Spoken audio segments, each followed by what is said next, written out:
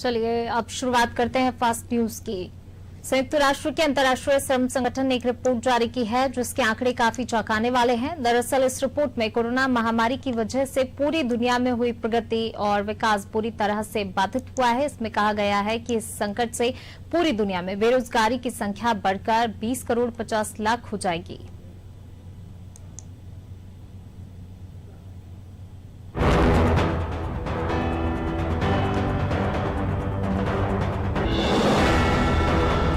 अफगानिस्तान में तालिबानी आतंकी अब सुरक्षा बलों के साथ आमने सामने संघर्ष कर रहे हैं। अफगान सेना ने पिछले 24 घंटों के दौरान तालिबान के 100 आतंकियों को मार गिराया है, जिसके बाद आतंकी बौखलाए हुए हैं।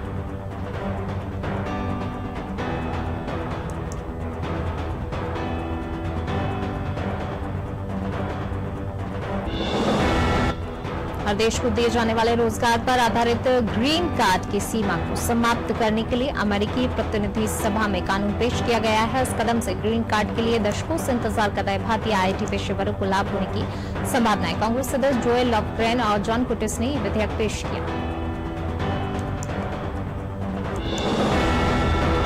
पाकिस्तान के हालात बुरी तरह बिगड़ गए हैं। महंगाई आसमान छूने लगी है और सरकार कर्ज लेकर कर्मचारियों को वेतन दे पा रही है। सुप्रीम कोर्ट ने देश की खस्ता हालत पर इमरान सरकार को बुरी तरह लताड़ा। सुप्रीम कोर्ट ने कहा, कर्ज लेकर वेतन देना सरकार का बहुत खतरनाक कृत्य है।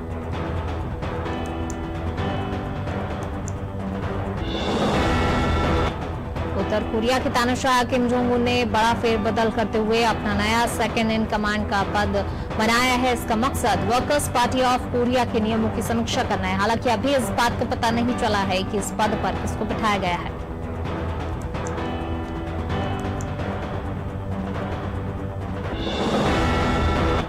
चीन छोटे देशों को धमकाने की नीति पर चल रहा है। इस बार उसने अपनी ताकत से डराने की कोशिश मलेशिया के हवाई क्षेत्र में घुसकर की। मलेशिया ने इस पर तीखा विरोध किया और चीन के खिलाफ राजनयिक विरोध दर्ज कराने का फैसला किया है।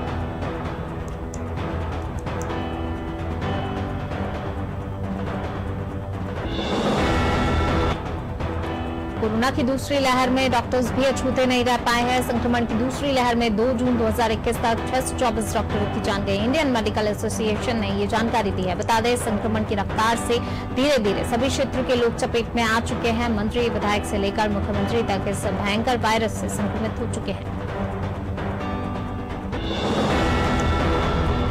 केंद्र सरकार ने सभी राज्यों और केंद्र शासित प्रदेशों से आर्थिक रूप से कमजोर वर्गों के लिए एक विशेष अभियान शुरू करने के लिए एडवाइजरी जारी की है। इसमें कहा गया है, कोरोना महामारी को देखते हुए आबादी के सबसे कमजोर और आर्थिक रूप से कमजोर वर्गों को राशन कार्ड जारी करने के लिए एक विशेष अभियान शुरू किया जाए।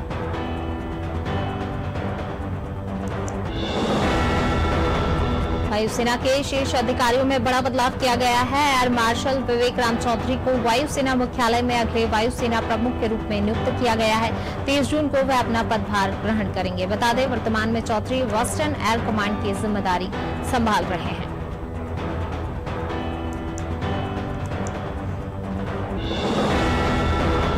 केरल में आज मानसून ने दस्तक दे दी है। मौसम विभाग की ताजा जानकारी के मुताबिक अगले 2 दिनों के दौरान दक्षिण पश्चिम मानसून दक्षिण और मध्य अरब सागर के शेष हिस्सों में पहुंच जाएगा। इसके अलावा मानसून तमिलनाडु और पुडुचेरी के कुछ हिस्सों सहित दक्षिण आंतरिक कर्नाटक के कुछ हिस्सों में पहुंचेगा।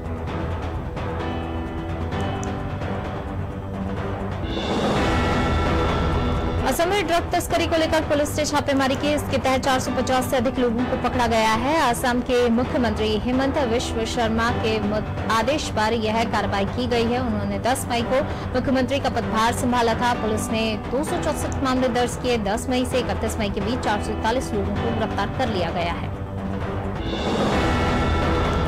नीति आयोग ने सतत विकास लक्ष्यों SDG India index and dashboard 2020-21 के तीसरे संस्करण को जारी कर दिया है। इस रिपोर्ट के मुताबिक केरल एक बार फिर से इसमें नंबर 1 के स्थान पर काबिज है। वहीं बिहार पहले की ही तरह सूची में सबसे नीचे है। इसका सीधा सा अर्थ है कि बिहार की प्रोग्रेस रिपोर्ट और उसका प्रदर्शन बेहद खराब है। सीरम इंस्टीट्यूट ऑफ इंडिया ने drug controller general of India से देश में कोविड-19 वैक्सीन स्पुतनिक वी के उत्पादन के लिए अनुमति मांगी है। सूत्रों ने बताया, पुणे स्थित कंपनी ने वैक्सीन के परीक्षण के लिए भी DCGI को आवेदन दिया है। हालांकि स्पुतनिक वी टीके को आपातकालीन इस्तेमाल की पहले ही मंजूरी मिल चुकी है। पूर्वी दिल्ली से सांसद गौतम गंभीर के फाउंडेशन पर दवा की जमाखोरी के मामले में जल्द कार्रवाई की जाएगी। ड्रग कंट्रोलर ने गौतम गंभीर फाउंडेशन द्वारा दिल्ली में कोरोना की दवा फेविफ्लू बांटे जाने के मामले में ये बात हाईकोर्ट से कही है। ड्रग कंट्रोलर ने कहा है, इस फाउंडेशन ने गैर कानूनी तरीके से दवा की जमाखोरी की और इससे मरीजों में बांटा गया। देश में कोरोना वैक्सीन की किल्लत के बीच केंद्र सरकार ने बड़ी डील फाइनल कर ली है। मोदी सरकार ने हैदराबाद स्थित वैक्सीन निर्माता कंपनी बायोलॉजिकल ई से वैक्सीन की 30 करोड़ डोज का करार किया। ये वैक्सीन अगस्त से दिसंबर 2021 के बीच बनाई जाएंगी और स्टोर की जाएंगी। केंद्र सरकार की ओर से इसके लिए कंपनी को 1500 करोड़ रुपए का एडवांस पेमेंट किया गया है।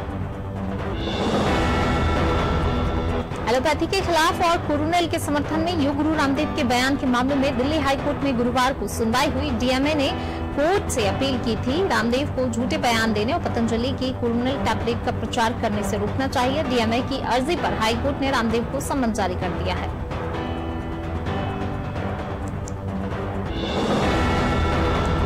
कोरोना संक्रमण का बढ़ता प्रकोप अब शांत होने लगा है। पॉजिटिव केसों में आ रही कमी से 46 दिनों बाद 2 जून से राजस्थान की राजधानी जयपुर सहित अन्य शहरों के बाजारों में बंद दुकानें भी सुबह 6 बजे से सुबह 11 बजे तक खुली।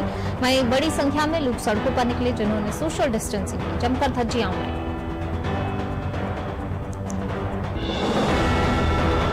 पाकिस्तान से भारत में हेरोइन की तस्करी का बड़ा भांडाफोड़ बीएसएफ ने किया। संभवतः अब तक की सबसे बड़ी कार्रवाई करते हुए बीएसएफ ने 54 किलो हेरोइन बरामद की, जिसकी कीमत करीब 300 करोड़ रुपए आंकी जा रही है। हेरोइन पीवीसी पाइप में डालकर तारबंदी के उस पार से भारतीय सीमा में डाली गई थी।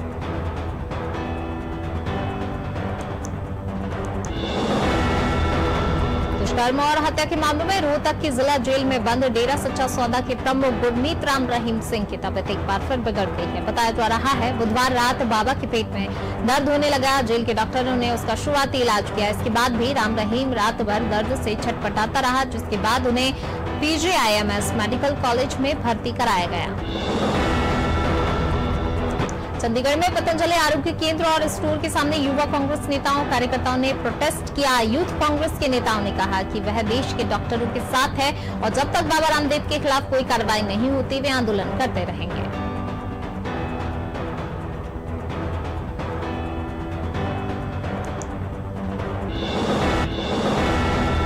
जिले के सिरोंज पहुंचे बीजेपी प्रदेश अध्यक्ष वीडी शर्मा, प्रदेश संगठन महामंत्री सुहास भगत और प्रदेश सह संगठन महामंत्री हितानंद शर्मा ने पूर्व मंत्री लक्ष्मीकांत शर्मा को श्रद्धांजलि अर्पित की।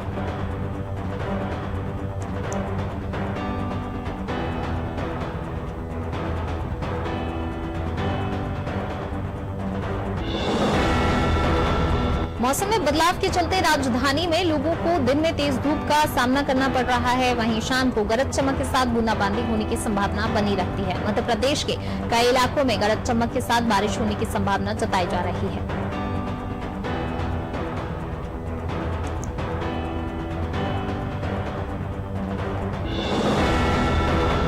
मध्य प्रदेश पूर्व क्षेत्र विद्युत वितरण कंपनी लिमिटेड द्वारा उपभोक्ताओं के लिए स्मार्ट बिजली ऐप जारी किया गया है। बाकल में पदस्थ कनिष्ठ अभियंता वीरेंद्र उइके ने जानकारी देते हुए बताया कि उपभोक्ता खुद अपने घर के मीटर की रीडिंग कर जानकारी ले सकते हैं, बिल का भुगतान भी कर सकते हैं।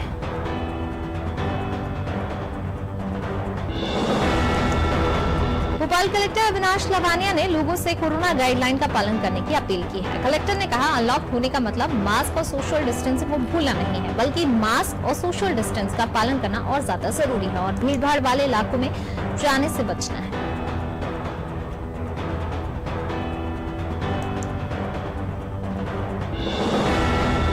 बुरहानपुर जिले के बोदरली में युवा बढ़ चढ़कर वैक्सीन लगवा रहे हैं। शासन द्वारा बोदरली गांव को 100 वैक्सीन की डोज दी गई थी, जो कि अब 1800 ग्रामीणों को वैक्सीन लगना अभी बाकी है। डॉक्टर ने बताया, प्रतिदिन 300 डोज वैक्सीन के चाहिए, तब कहीं जाकर ग्रामीणों को वैक्सीन लग पाएगी।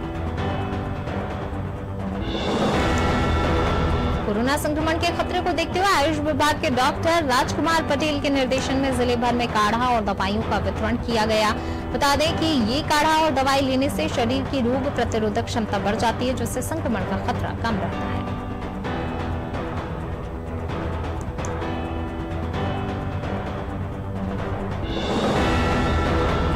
दतिया कलेक्टर संजय कुमार और पुलिस अधीक्षक अमर सिंह राठौर ने शहर का भ्रमण किया और लोगों से मास्क और सोशल डिस्टेंस का पालन करने की अपील की। कलेक्टर ने बताया, नगर में भ्रमण के दौरान जो लोग मास्क नहीं लगाए थे उन पर चालानी कार्रवाई की गई।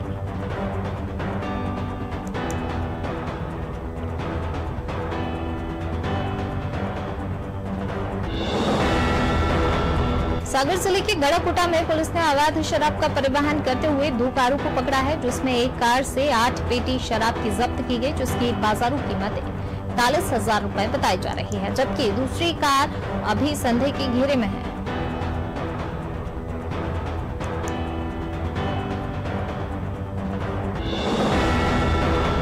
करेरा में गहू वैश्य समाज द्वारा सेवा समिति के सहयोग से वैक्सीनेशन शिविर और सम्मान समारोह का आयोजन किया गया। कार्यक्रम के मुख्य अतिथि अनुविभागीय अधिकारी रवि गुप्ता ने कहा, सभी लोग वैक्सीन लगवाएं। जिन लोगों ने वैक्सीन लगवा ली है वो अपने अनुभव साझा करें।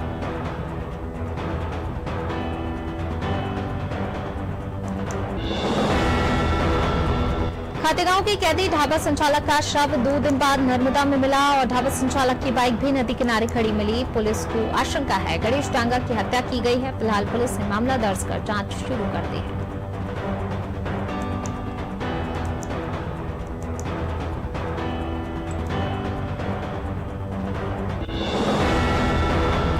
देश के पूर्व मंत्री और भारतीय जनता पार्टी के दिग्गज नेता रहे लक्ष्मीकांत शर्मा का कोरोना से निधन हो गया था, जिसके बाद प्रदेश भर में भाजपा कार्यकर्ताओं द्वारा उन्हें श्रद्धांजलि दी गई। इसी के साथ लटेरी में भी भाजपा कार्यकर्ताओं ने पूर्व मंत्री को श्रद्धांजलि दी और उन्हें श्रद्धासुमन अर्पित किए।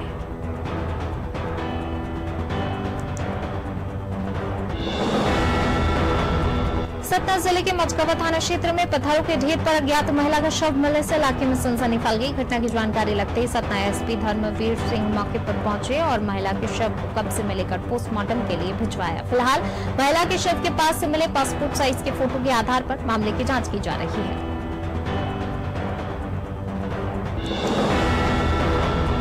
प्रदेश भर में अनलॉक की प्रक्रिया शुरू हो गई। इसी को देखते हुए रेहटी में नायब तहसीलदार क्राइसिस मैनेजमेंट की बैठक ली, जिसमें शुक्रवार रात 10 बजे से सोमवार सुबह 6 बजे तक संपूर्ण लॉकडाउन रहेगा। वहीं बाजार सुबह 9 बजे से शाम 6 बजे तक खुलेंगे।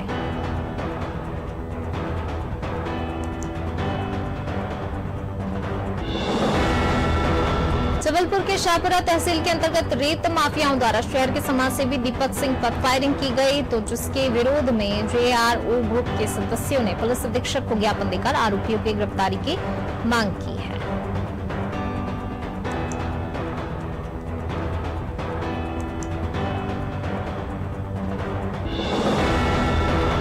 उमरिया के नए बस स्टैंड पर पिछले 6 महीने से जीवन यापन करने वाले 80 वर्षीय बुजुर्ग की मौत हो गई, जिस पर कोतवाली थाना पुलिस ने मर्ग कायम कर शव को पोस्टमार्टम के लिए भिजवाया।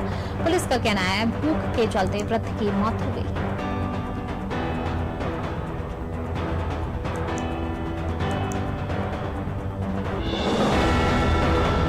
राजधानी भोपाल में महिलाओं के साथ दुष्कर्म और छेड़छाड़ की घटनाएं थमने का नाम नहीं ले रही हैं। ताजा मामला तलैया थाना क्षेत्र का है, जहां एक देवर ने अपनी भाभी के साथ दुष्कर्म किया। वहीं दुष्कर्म की जानकारी जैसे ही पति को लगी तो उसने अपने भाई पर कार्रवाई करने की बजाय पत्नी को ही तलाक दे दिया।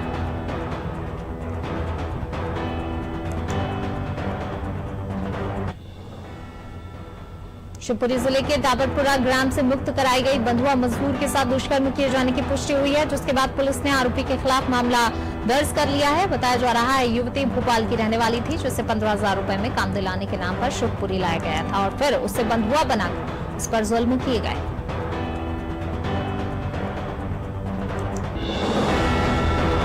वैश्विक महामारी कोरोना से हर वर्ग के साथ प्रतिभावान खिलाड़ियों की मेहनत पर भी पानी फेर दिया है। बढ़ते संक्रमण के बीच लॉकडाउन का लागू होना और खेल गतिविधियों पर पूरी तरह से विराम लग जाना खिलाड़ियों के लिए नुकसानदेह साबित हुआ है।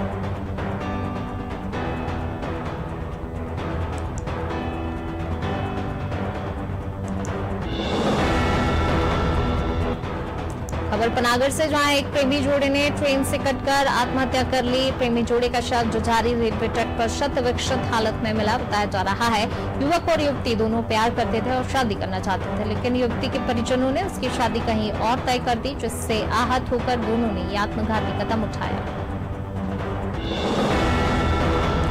डबरा में पुलिस और आबकारी विभाग की संयुक्त टीम ने अवैध शराब फैक्ट्री पर बड़ी कार्रवाई की। मौके से करीब 16 लाख की शराब बरामद हुई। पुलिस ने एक आरोपी को भी गिरफ्तार किया। चुनाव रोड में ग्राम इटाइल के पास सरदारों के डेरे में अवैध शराब फैक्ट्री का संचालन हो रहा था।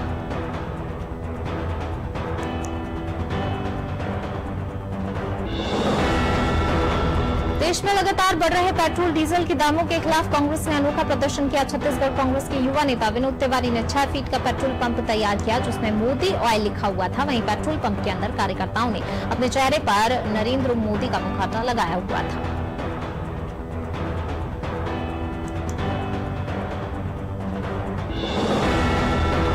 बस्तर जिले की पर्वतारोही नैना सिंह धाकड़ ने विश्व की सबसे ऊंची चोटी माउंट एवरेस्ट को फतह किया। नैना ने विश्व के सबसे ऊंची शिखर माउंट एवरेस्ट और विश्व की चौथी ऊंची चोटी माउंट लुत्से पर तिरंगा लहराकर इतिहास रच दिया। ये उपलब्धि हासिल करने वाली नैना छत्तीसगढ़ की पहली महिला है।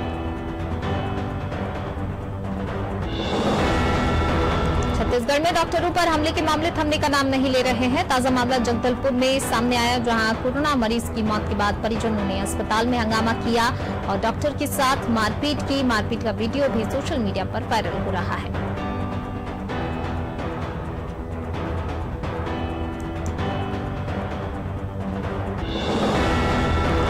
छत्तीसगढ़ का शिमला कहा जाने वाला सरगुजा जिले के मैनपाट अपने सघन वन खूबसूरत पहाड़ों पर्यटन के लिए प्रसिद्ध है, लेकिन इस विकास खंड में आने वाले कई ऐसे गांव जहां ग्रामीण पीने के पानी की किल्लत से जूझ रहे हैं। पानी की आपूर्ति के लिए ग्रामीण गांव से कई किलोमीटर दूर सफर तय कर नदी से पानी लाते हैं।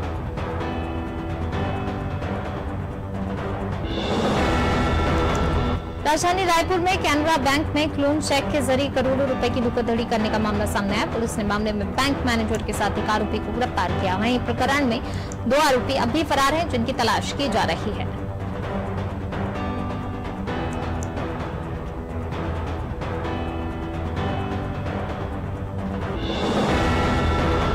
कांग्रेस प्रदेश अध्यक्ष मोहन मरकाम ने महंगाई सहित कई मुद्दों को लेकर मोदी सरकार पर जमकर हमला बोला। उन्होंने केंद्र पर वादा खिलाफी का आरोप लगाते हुए कहा, मोदी सरकार की जन विरोधी नीति ने देश में कोरोना को बढ़ाने का काम किया। मोदी सरकार ने हर साल 2 करोड़ बेरोजगारों को नौकरी देने का वादा किया था, लेकिन वो भी पूरा नहीं हुआ।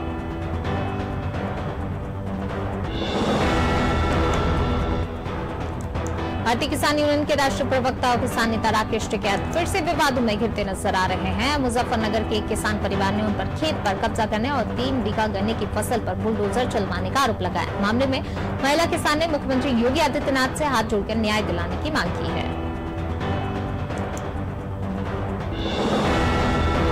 उत्तर प्रदेश में अगले साल होने वाले विधानसभा चुनाव से पहले सियासत गरमाने लगी। बहुजन समाज पार्टी ने गुरुवार को अपने 2 विधायकों को सस्पेंड कर दिया। इसमें पार्टी के विधानमंडल दल के नेता लालजी वर्मा और अकबरपुर से 4 बार विधायक रहे रामचल राजभर शामिल हैं। दोनों मायावती सरकार में मंत्री भी रहे हैं।